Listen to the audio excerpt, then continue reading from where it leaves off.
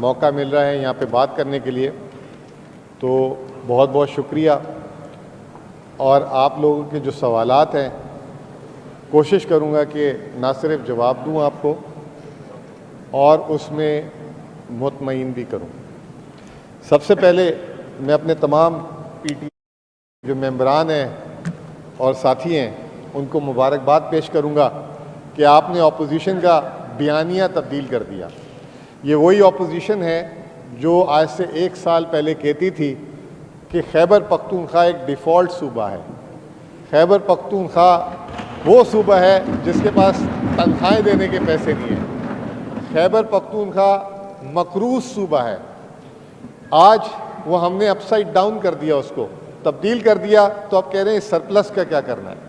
ये पहली दफ़ा सुनने में आ रहा है कि अगर कोई बचत कर ली जाए तो उसको जो है बुरा भला कहा जा रहा है। शायद मैं समझ नहीं पा रहा कि उस बचत को कोई नीलामी करें, उसको बांटना शुरू कर दें। ये तो एक अच्छी चीज़ थी, इसको अप्रिशिएट करना चाहिए था। मैं आखिरी में तो बाद में बात करूंगा, आज जो कुछ बातें उठाई गई उस पर छोटी छोटी वजाहतें दे दूँ। मौलाना साहब ने बात की, मौलाना साहब से शुरू करूंगा, फिर मेरे भाई अरबाब उस्मान साहब ने बात की, तो मैं अपने जवाबात इधर तक ही फ़िलहाल महदूद रखूँगा। मौलाना साहब ने बहुत अच्छी बात की। मैं समझता हूँ कि इनका स्टार्ट बेहतरीन था जो इन्होंने पीस एंड सिक्योरिटी की बात की, कि कहीं पे भी मईशत जो है परवान नहीं चढ़ेगी जहाँ पे अमन व अमान और सुकून नहीं होगा। इसमें कोई दो राय नहीं है। और इसी राय का जो है एहतराम करते हुए इस साल आप सबके लिए भी, मैं आप सबको भी बताना चाहूँगा कि जो security and law and order के लिए 140 अरब पिछले साल मुख्तस किए थे, वो भी तारीख के सबसे ज़्यादा थे, इस साल उसको बढ़ाकर 172 अरब रुपए कर दिए गए हैं, जो सूबे के अमन व अमान और उसके लिए खर्च होगा। आप सबको याद ही होगा कि बजट वाले दिन हमने जो हमारी पुलिस जिनकी बहुत कुर्बानियाँ हैं उनकी खसूसी तौर पे जो तनख्वाह है, जो पाकिस्तान में सबसे ज़्यादा तनख्वाह लेने वाला सूबा है वो पंजाब, उसके ना सिर्फ बराबर की उनके अलाउंसेस भी बढ़ाए। जो हमारा सिक्योरिटी लॉ एंड ऑर्डर में बजट का जो खर्चा था पिछले साल वो 8.5% था, जो इस साल बढ़ाकर उसको 9.1% कर दिया है। मैं उम्मीद करता हूँ कि ये जो हमने पैसे जो बढ़ाए हैं इससे सूबे के अमन व अमान और हमारे पुलिस एहलकारों की लिए जो हम उनको जो साजो सामान प्रोवाइड करेंगे तो उससे शहादतें भी इंशाअल्लाह ताला हमारी तरफ से तो एक भी ना हो, मैं उम्मीद करता हूँ इसमें काम आएगी। फिर मौलाना साहब ने कहा कि सरप्लस इज जोक। ये तो मेरे ख्याल से इस पे तो एक किताब छपनी चाहिए कि ये फ़लसफ़ा पहली दफ़ा दुनिया में मैंने, मतलब मेरे भी 3 मास्टर्स हैं, काफ़ी पढ़ाई की है, कहीं मैंने दुनिया में नहीं पढ़ा कि सरप्लस जोक होता है। चले होगा, शायद हमने तो नहीं पढ़ा, कहीं अगर कोई रेफरेंस मिल जाए तो हम ज़रूर इस पर जो है बात करेंगे। फिर साथ साथ ये बोला कि ये IMF के कहने पे सरप्लस हुआ है, यानी कि दुनिया में कहीं पे भी सरप्लस होता है तो IMF ने अपनी कोई गाइडलाइंस दी है। मैं आपको थोड़ा याद दहानी करा दूं, रिकॉल जिसे कहते हैं अंग्रेज़ी में, कि पिछले साल जब हमने 100 अरब का बजट दिया था तो वफाक से 2 हफ्ते पहले बजट दिया था, और आप कह रहे हैं कि हमने वफाक के कहने पे या IMF के कहने पे किया होगा। वफाक से तो हमने 2 हफ्ते पहले किया था, ये हमने अपने लिए टारगेट सेट किया था। और इतला के लिए अर्ज़ ये कि ये 100 अरब के बाद सरप्लस नहीं है, इस साल ये 100 अरब से कहीं ज़्यादा है। और वो कैसे हुआ? वो हमने अपने अखराजात में कमी की। और वो अखराजात कौन से? अभी भी इस कैबिनेट ने नई गाड़ियों की परचेज पे बैन लगाया हुआ है, नई भर्तियों पे बैन लगाया हुआ है, ओवरसीज़ ट्रैवल पे बैन लगाया हुआ है। ये तमाम चीज़ें जो बाकी पूरी पाकिस्तान की असम्बलियाँ कर रही हैं, इश्तिहार भी आपने कहीं गलती से देखा है KP हुकूमत के चलते हुए? हमें लोग कहते हैं आप भी इश्तिहार दें, आप भी पैसे अपनी कारकर्दगी दिखाएं। हमने वहाँ तक भी एहतियात रखी, तो हमने अपने अखराजात, गैर ज़रूरी अखराजात को कम किया। ये सरप्लस ऐसे हासिल किया गया। दूसरी तरफ हमने अपनी रिसोर्स मोबिलाइजेशन की। पहली दफ़ा कैपरा का टारगेट 47 अरब रुपए 15 जून को, कल जो 15 जून गुजरी थी 2 दिन पहले, हमने हासिल कर लिया। इंशाअल्लाह ताला 50 अरब रुपए क्रॉस करेंगे। तो हमने अपनी रेवेन्यू मोबिलाइजेशन की। तीसरा, हमने रिसोर्स मोबिलाइजेशन की। अभी बात हो रही थी कि मिनरल्स एंड माइन हमारे लिए एक बहुत बड़ा रेवेन्यू का ज़रिया बन सकता है, तो ये काम हमने पिछले साल किया। जो यहाँ पे लोग मिनरल्स एंड माइन से पैसे कमा रहे थे, हमने उसकी रॉयल्टीज़ में इजाफा किया और 5 अरब से उसको पहली दफ़ा जो है 10 अरब से ज़्यादा हमारे मिनरल्स एंड माइन के इस साल रेवेन्यू कलेक्शन होगी। दूसरा, पहली दफ़ा प्लेसर गोल्ड की ऑक्शन की है। 17 हमने ब्लॉक्स की 4 पहली दफ़ा सूबे में तसव्वुर नहीं था, अभी पंजाब सोच रहे करने का, और 4 ब्लॉक्स का ऑक्शन किया और उसमें हमें 4.29 अरब रुपए हमें उस ऑक्शन से हासिल हुए।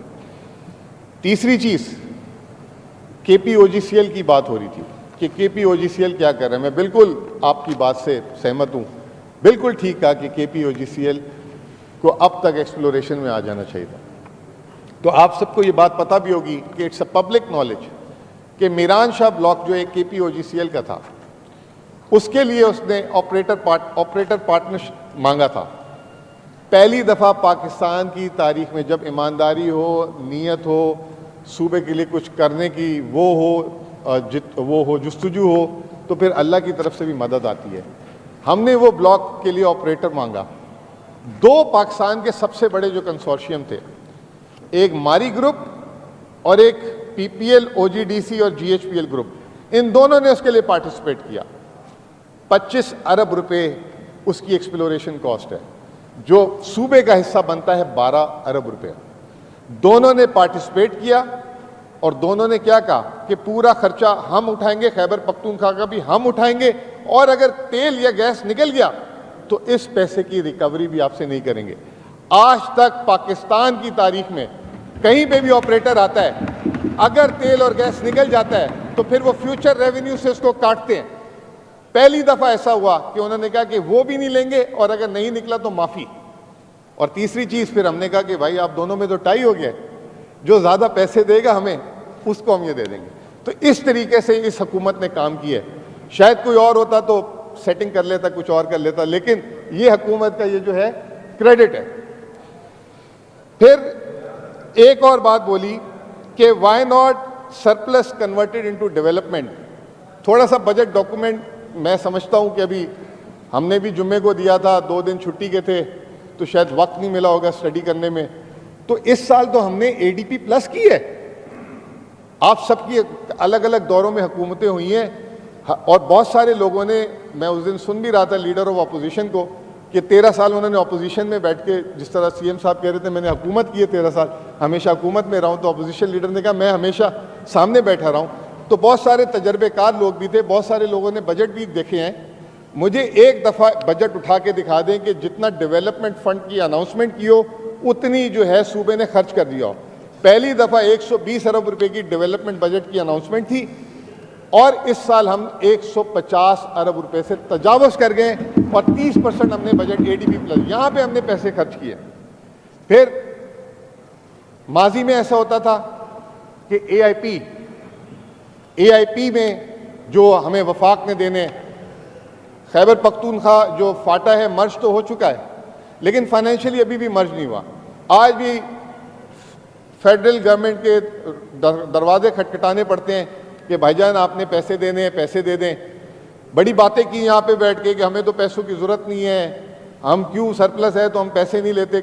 आप लोगों क्या, मैं 1 सवा साल का तो अपना तजर्बा बता देता हूँ कि आप में से किसी ने फेडरल गवर्नमेंट से एक दफ़ा नहीं बोला कि जो है फाटा के जो है ना आप NFC के थ्रू पैसे दे दें या जो अभी वाजिबात पुराने छोड़ें इस साल के ही दे दें। किसी एक ने नहीं बोला। यहाँ बातें बड़ी बड़ी और दुकान पकौड़ों की, अगर माफ़ कीजिएगा, ठीक है जी। AIP में पहली दफ़ा ऐसा हुआ कि आखिरी पेमेंट हमें फेडरल गवर्नमेंट ने जुलाई में की। जुलाई के बाद 1 रुपया AIP में नहीं दिया, लेकिन हमारे CM साहब उन्होंने कहा कि महरूमियत बढ़ सकती है, वहाँ के लोगों को उनका जो हक है वो देना है। उन्होंने मुसलसल पूरे साल AIP से पैसे देते रहे और हम 26 अरब तक उसको रिलीज़ किया हमने पैसे, और अभी तक वफाक से वो पैसे नहीं आए। ये पहली दफ़ा ऐसा हुआ। मौलाना साहब ने बात पूछी थी कि वो सरप्लस था तो कहीं और लगा लेते, रीएप्रोप्रिएशन कर देते। ये तमाम चीज़ें करने के बावजूद भी अल्हम्दुलिल्लाह हमारी जो है बचत हो रही थी। फिर कहा ये 150 अरब रुपए कहाँ हैं, छुपा दिए कहीं, ये बजट में कहीं लिखे हुए नजर नहीं आ रहे। ये तो हम इतनी जोर जोर से चीखे मार मार के बोल रहे हैं, बजट में सरप्लस सामने लिखा हुआ है। फिर उसके बाद एक और लाइन भी बजट में है कि 150 अरब रुपए डेट फंड हमने बनाया है। पहली दफा ऐसा हुआ है कि पूरे पाकिस्तान में ना किसी सूबे ने ना वफाक ने अपना कर्ज उतारने के लिए जो बचत, उस बचत को हमने जाया नहीं किया, उसको एक कर्ज उतारने के अकाउंट में डेट फंड में रखा हुआ है। वो आप बजट डॉक्यूमेंट, बजट स्पीच हर जगह पढ़ सकते हैं उसको। फिर कोई ऐसा ही एक सवाल था जिसमें कहा कि सप्लीमेंट्री बजट क्यों कर रहे हैं अगर सरप्लस आ रहा है। सप्लीमेंट्री बजट ये होता है कि मैंने ये सोचा कि ये टेबल खरीदने के लिए 1000 रुपये की ज़रूरत है, लेकिन वो 1100 रुपये का आ गया, तो अब बजट में बताना है कि नहीं 1000 की जगह ये 1100 रुपये हो गया, तो इसके लिए सप्लीमेंट्री बजट होता है। उसका सरप्लस एक अलग चीज़ है, सप्लीमेंट्री एक अलग चीज़ है। ये मेरे ख्याल से आप लोगों को बताने की ज़रूरत नहीं है, लेकिन एक क्योंकि मीडिया भी देख रहा है तो एक इसकी वजाहत देना ज़रूरी थी। फिर आप ये कह रहे हैं कि फेडरल पे आप कंप्लेन क्यों करते हैं, फेडरल से तो आपका सूबा चलता है, तो क्या पंजाब अपने पैसों से चलता है, क्या सिंध अपने पैसों से चलता है, क्या बलूचिस्तान अपने पैसों से चलता है? कोई 80% वफाक की ट्रांसफ़र पे जिंदा है, कोई 85% वफाक की ट्रांसफ़र पे जिंदा है, कोई 90% वफाक की ट्रांसफ़र पे जिंदा है। आप लोगों को अपने सूबे का हक नहीं मांगना अच्छा लगता? और क्यों नहीं अच्छा लगता? तो मुझे तो ये बात समझ नहीं आ रही। ये तो हम मांगते रहेंगे, जब आप आएंगे हुकूमत में, अगर अल्लाह ने मौका दिया तो फिर आप खुद चला लीजिएगा अपनी गाड़ी, ठीक है ना। और मैंने जैसे कहा कि मुझे नहीं, मेरी नॉलेज में नहीं है कि आप में से किसी ने भी जाके एक दफ़ा, क्योंकि आपकी तो इत्तेहादी गवर्नमेंट है, यहाँ पे तो बजट सेशन नहीं बुलाने दिया जाता, कि आप में से किसी ने जाके बोला हो कि भाईजान इधर के पैसे भी दे दो। मतलब हमारी मुखालफत ठीक है, लेकिन सूबे की तो मुखालफत ना करें ना, ठीक है ना। हाँ, अरबाब साहब ने एक लेटर लिखा था, ठीक है जी। फिर उसके बाद एनएफसी का क्रेडिट लेते हैं सारे बैठ के। हमने जो है ना वो 18वीं तरमीम की थी, हमने वो किया था, हमने सूबों को बाइख्तियार कर दिया था। 7 एनएफसी के बाद 8 एनएफसी गुजर गया, 9th एनएफसी गुजर गया, 10वां एनएफसी अभी जुलाई में ख़त्म होने जा रहा है, जुलाई में ख़त्म होने जा रहा है। कोई एक आवाज़ ही उठा लेते आप लोग।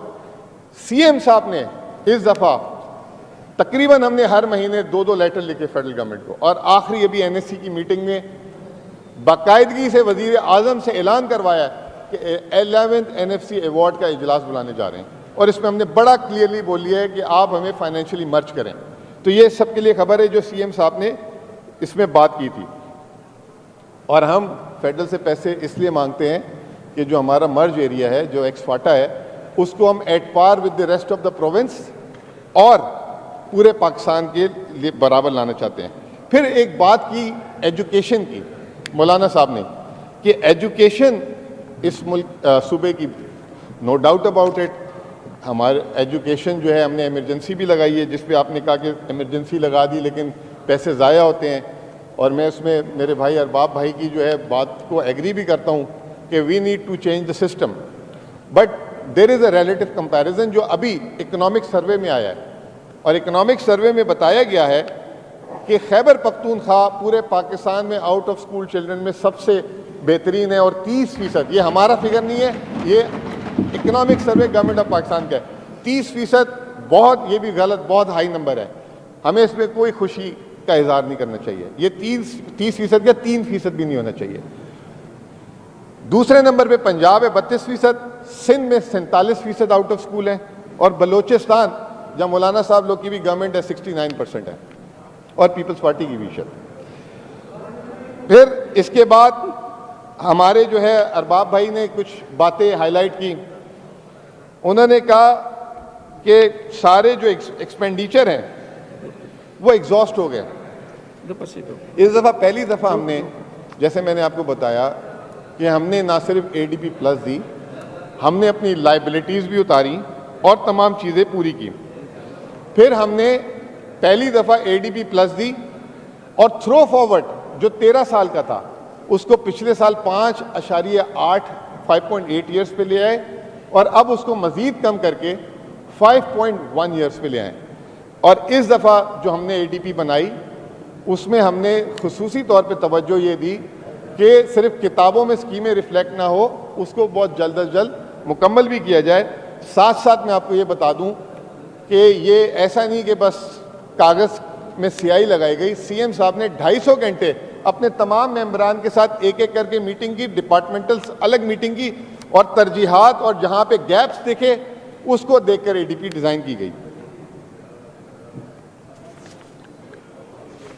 लोड शेडिंग की बात उस्मान भाई ने की, तो बिल्कुल दिल जलता है और बहुत खून के आंसू होता है कि जब हम देखते हैं कि इस सूबे में 12-12, 16-16, 18-18 घंटे लोड शेडिंग होती है।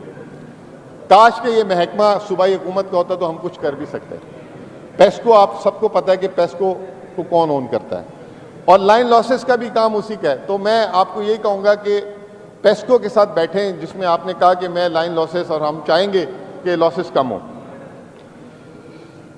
फिर ये कहा कि आईएमएफ जो है, आईएमएफ को हमने खुश किया है, आईएमएफ को हमने खुश किया है। हमारा क्या आईएमएफ से लेना देना? ये तो शहबाज शरीफ और वफाकी हुकूमत ने आईएमएफ प्रोग्राम लिया है, और 4 दफ़ा जब से शहबाज शरीफ साहब की हुकूमत आई है 4 दफ़ा आईएमएफ का प्रोग्राम वो ले चुके हैं। पाकिस्तान की तारीख में पहली दफ़ा ऐसा हुआ है कि 3 साल में 4 प्रोग्राम हमने ले लिए। तो ये मोटी मोटी बातें थी। बाकी इंशाल्लाह ताला कल कुंडी साहब भी बात करेंगे, और भी लोग बात करेंगे, अपोजिशन लीडर भी मजीद बात करेंगे। तो आखिरी में आपको कोशिश करेंगे कि हर सवाल का जवाब देंगे। बहुत बहुत शुक्रिया। शुक्रिया जी। अपोजिशन लीडर साहब।